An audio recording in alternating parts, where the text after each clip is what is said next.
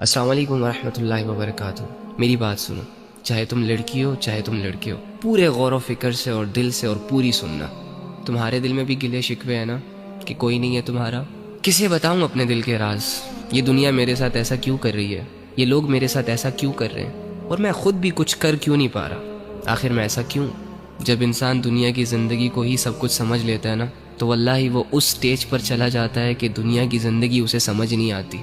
Any how, تو ایک کام کر، آج رات جب سب سو جائے نا، تو چھپکے سے اٹھنا، کسی کو کانوں کان خبر نہیں ہونی چاہیے، اور سب سے الگ تھلگ ہو کر جانماز پکڑ، بچھا اور اس پر کھڑا ہو جا، ہاتھ باندھ، آنکھیں بند کر، امیجن کر کہ تیرا رب تیرے سامنے کھڑا ہے، وہ رب جس کا تو بندہ ہے، اور اسے اپنا سب کچھ مان، اور یہ تصور کر کہ آج میں اپنے رب کو اپنی حالت دکھانے آیا ہوں، آج میں اپنے رب سے اس دنیا کی شکایتیں کرنے آیا ہوں، آج میں اپنے رب سے دل کے راز بیان کرنے آیا ہوں۔ 2 رکعت نفل نماز پڑھ، اور نماز پڑھنے کے بعد جھولی پھیلا دے، ہاتھ اٹھا دے، بچھا دے خود کو، اور دل کی گہرائیوں سے پکار اپنے اس رب کو جو تیرے دل کے حال کو جانتا ہے، جو تب بھی تیرے ساتھ تھا جب دنیا تیرے ساتھ نہیں تھی، جو تب بھی تیرے ساتھ تھا جب دنیا تجھے جانتی نہیں تھی، اور جو آج بھی تیرے ساتھ ہے۔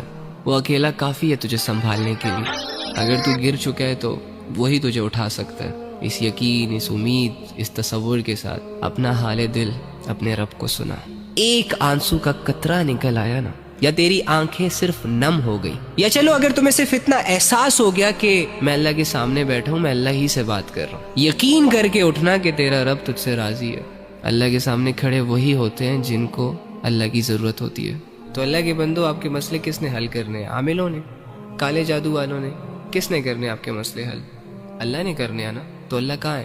ایکچولی میں آئی ڈونٹ نو وائی ہمارا یہ مائنڈ سیٹ بنا ہوا ہے کہ اللہ کچھ اسپیسیفک جگہوں میں پایا جاتا ہے، اور اللہ رب العزت کی جو مغفرت کے فیصلے ہوتے ہیں وہ نیک لوگوں کے لیے ہوتے ہیں، یا اللہ رب العزت جن لوگوں کی دعائیں قبول کرتا ہے وہ بہت نیک ہوتے ہیں، لمبے لمبے سجدے اور پاک صاف رہنے والے ہوتے ہیں۔ ہاں ٹھیک ہے، ان کا اپنا درجہ ہے، لیکن اس کا یہ مطلب بھی تو نہیں ہے نا کہ ایک عام انسان اللہ تک پہنچ نہ سکے، ایک عام انسان اپنے دل کی بات اللہ کو نہ کہہ سکے، اور اللہ رب العزت کو اپنی طرف متوجہ نہ کر سکے۔ وہ کہتے ہیں کہ کوئی کعبے سے خالی ہاتھ لوٹ آیا تو کوئی گھر بیٹھے خدا کو پا گیا۔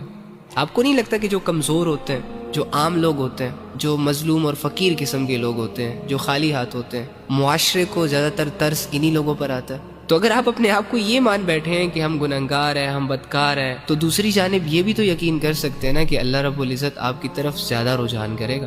اللہ کے بندو، اللہ کہہ رہے میں تمہارے اشارت کے بھی قریب ہوں۔ اس اللہ سے اپنے مسئلے حل کرواؤ جو اللہ ساری زبانوں کو سمجھتا ہے، جو اللہ دل کے حال کو جانتا ہے۔